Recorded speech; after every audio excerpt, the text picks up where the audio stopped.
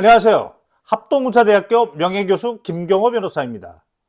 한덕수에 대해서 헌법과 법률 위반, 특히 헌법재판소 결정이 관련해서 3건이 있었는데 그 3건에 대한 정리를 통해서 한덕수는 명백히 헌법의 적이다. 그리고 징계의 대상이자 탄핵의 대상이다. 이 부분을 법률적으로 쉽게 설명드리고자 영상을 촬영했습니다. 먼저 한덕수 관련된 헌법재판소 결정은 3개가 있습니다. 첫 번째는 본인의 탄핵 사유입니다. 본인의 탄핵 관련돼서는 헌법재판소 2024 헌나입니다. 나9 결정문이 있습니다.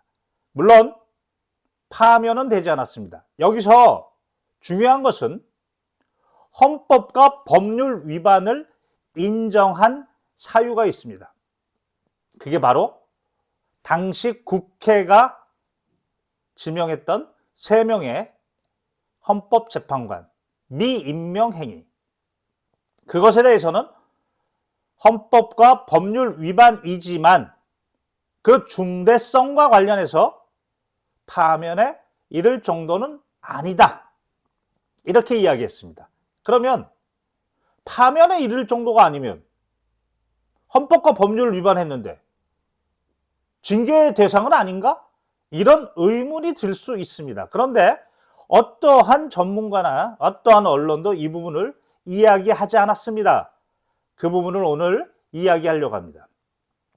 또 하나, 이 탄핵 결정문에 숨어 있는 쟁점이 하나 있었는데 그게 바로 정족수 문제였습니다. 탄핵 정족수. 대통령 권한 대행도 대통령과 같은 엄격한 탄핵 정족수를 요구하는가 여부였습니다. 그런데 아니올시다. 이 쟁점이 여기 숨어 있습니다. 이 부분은 별도로 그 다음에 국회의원 국민의힘 108명이 전원이 다 아주 바보가 되기를 작정을 한 거죠.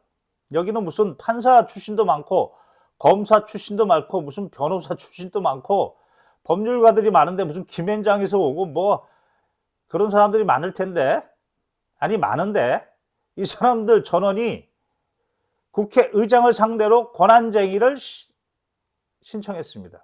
그게 바로 한덕수 권한대행을 탄핵할 때에는 그 정족수가 대통령과 같아야 된다. 그 사건이 2024 헌라입니다. 라 가나다라 라 8 사건입니다. 근데 이 결정문에서 권한대행은 대통령이 아니다. 이렇게 결정했습니다. 이 부분도 좀 이따 다시 설명하겠습니다. 그리고 나서 3번째가 바로 지난 4월 16일 날 대통령이 아니라고 지금 2번이나 헌법재판소 결정이 이야기해 줬는데도 대통령처럼 헌법재판관 2명 지명했습니다. 그것에 대해서 효력 정지, 가처분 인용, 그거는 2025 헌4, 가처분 사건 4입니다. 헌사 399 결정, 거기서 효력을 정지시켰습니다. 취지는 대행은 대통령이 아니다. 한덕수 관련된 헌법재판소 결정이 이와 같이 3개나 있습니다. 그 부분 차례대로 핵심만 설명을 드리고자 합니다. 첫 번째, 탄핵입니다. 탄핵 결정 2024 헌나9입니다. 여긴 2가지 쟁점. 첫 번째, 탄핵 정족수 문제. 대행도 대통령과 같이. 그런데 택도 없는 소리입니다. 헌법 65조를 한 번이라도 제대로 읽어본 사람이라면, 변호사 자격이 진짜 있는 사람이라면 이런 헛소리 못합니다. 헌법 65조는 1항에서 탄핵 사유, 헌법과 법률 위반, 2항에서 정족수. 그런데 법 문장은 그 단어와 함께 문장, 그리고 문장의 배치가 바로 해석의 준거, 기준이 됩니다. 다시 말해서 65조 2항이 전단 앞에 문장이 하나 있고 그리고 뒤에 문장이 있습니다. 이렇게 앞에 문장이 하나 있고 뒤에 문장이 있으면 이 두 개의 문장은 대등하다 이렇게 해석하는 게 아니고 앞에 문장이 원칙이고 뒤에 후단이 예외다. 이거는 기본 중에 기본입니다. 대통령은 바로 정족수에 있어서 후단, 예외, 단 대통령은 제적위원 2분의 1 발의하고 3분의 2가 찬성해야 한다. 예외 규정, 한정 규정 이렇게 되어 있습니다. 이걸 해석할 때 그러면 정족수, 가중된 정족수, 예외 규정인 후단의 대통령만 적용되는구나. 이렇게 해석 못하면 변호사 자격 못 얻습니다. 그냥 웃겨서 정말. 그거를 바로 탄핵 결정에서 묻어있는 쟁점으로 통과시켜서 문제없다. 그런데 한덕수 탄핵 여부를 봤더니 다른 거는 헌법 법률 위반 아닌데 다만 3명 국회가 지명한 거 미임명한 거는 헌법과 법률 위반은 맞다. 그런데 파면에 이르를 정도로 국민의 신뢰, 즉 중대성에 이르지 못했다. 그래서 파면은 아니다. 이렇게 간 겁니다. 그러면 그 다음은 언론이나 전문가가 이야기하지 않습니다. 그래서 제가 검토해서 올린 겁니다. 국무총리는 헌법 86조 1항에 따라서 국회의 동의를 얻어서 대통령이 임명합니다. 그거를 국가공무원법 2조 3항 1호에 정무직 공무원이라고 합니다. 정무직 공무원. 국무총리는 정무직 공무원입니다. 그런데 국가공무원법 3조 1항 2호를 보면 정무직 공무원도 특별한 규정이 없으면 국가공무원법에 따른다. 이렇게 규정되어 있습니다. 따라서 국무총리도 국가공무원법이 적용됩니다. 그러면 징계 규정이 적용된다는 겁니다. 징계 규정이 바로 국가공무원법 78조 1항 1호와 2호입니다. 그 중에 2호, 직무상의 의무를 위반했다. 대통령 권한대행으로서 국회가 지명한 3명의 재판관에 대해서 임명을 해야 되는데 그 직무를 위반했다. 그게 바로 국가공무원법 56조 성실의무 위반이다. 징계 대상입니다. 그거는 헌재 결정문 2024 헌나 9가 헌법과 법률 위반이다. 그런데 파면에 이르지 않았다. 가로 열고 국가공무원법 78조 1항 2호 그리고 56조에 따라 징계 대상은 된다. 이런 얘기입니다. 한덕수는 징계 대상이었습니다. 거기다가 국민의힘이 한덕수는 대통령이야. 웃음밖에 안 나옵니다. 이러고 권한쟁의를 신청한 겁니다. 그 사건 바로 2024 헌라 8사건입니다. 그거는 정족수 문제입니다. 딱 정족수 문제입니다.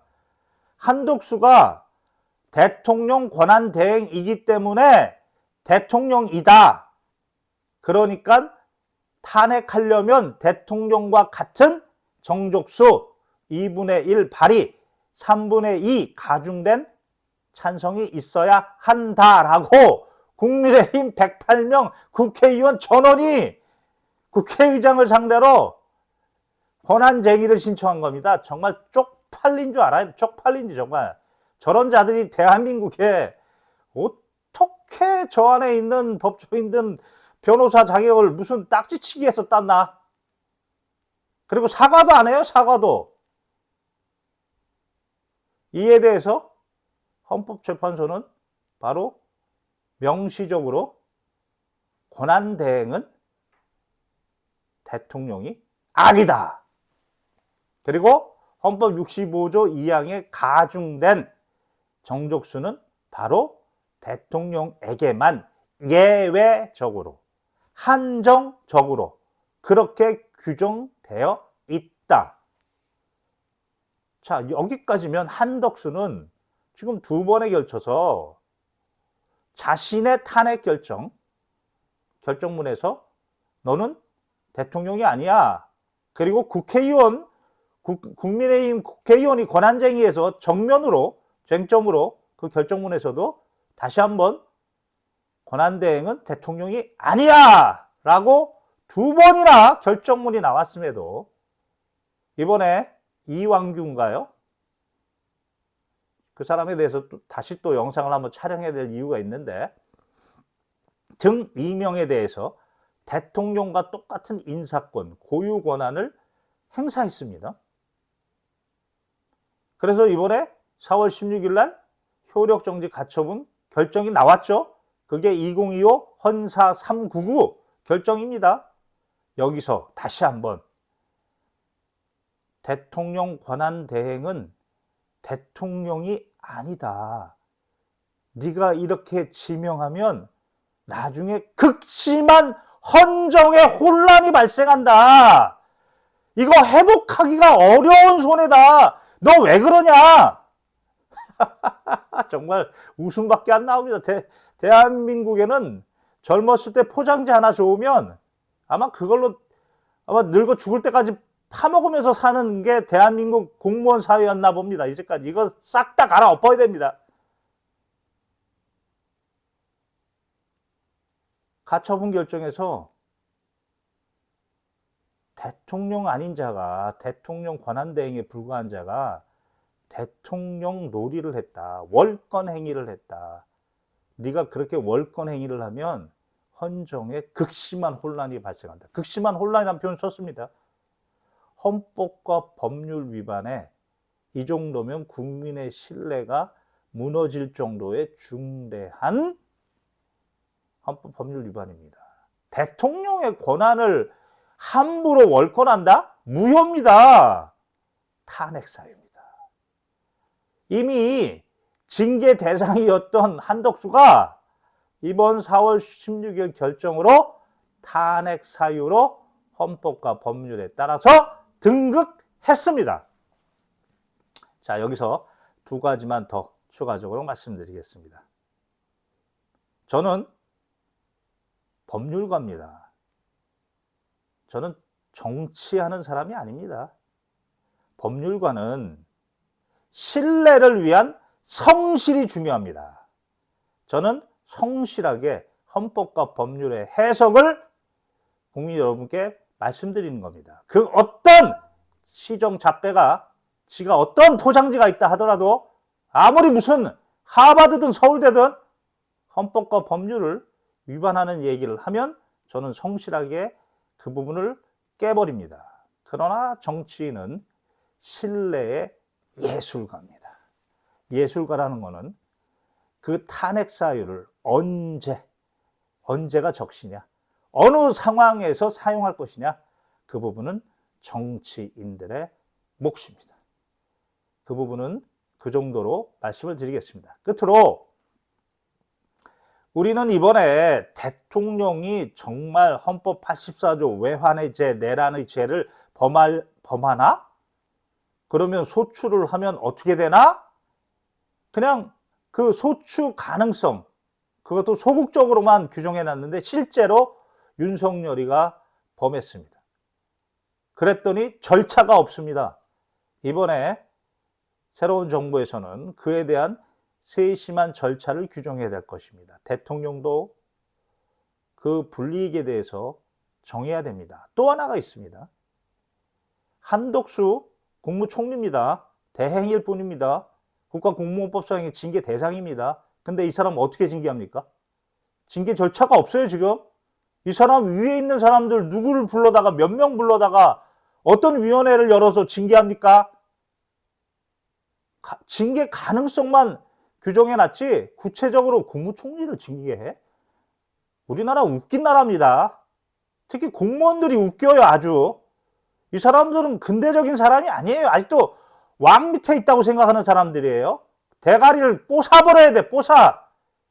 따라서 다음 정권에서는 고위공직자에 대해서 수사를 별도로 공수처법으로 수사를 하듯이 이런 고위공직자, 장관이든 그리고 국무총리든 군에서는 참모총장, 박안수 무슨 보직해임을 해야 되는데 실제적으로 절차를 어떻게 해야 될지, 누구를 불러야 될지, 그래서 그 사람보다 위에 있는 사람은 합참장 한 명밖에 없으니까 이런 절차들을 구체적으로 징계, 보직해임 등등 구체적인 절차를 법률로서 마련해야 한다.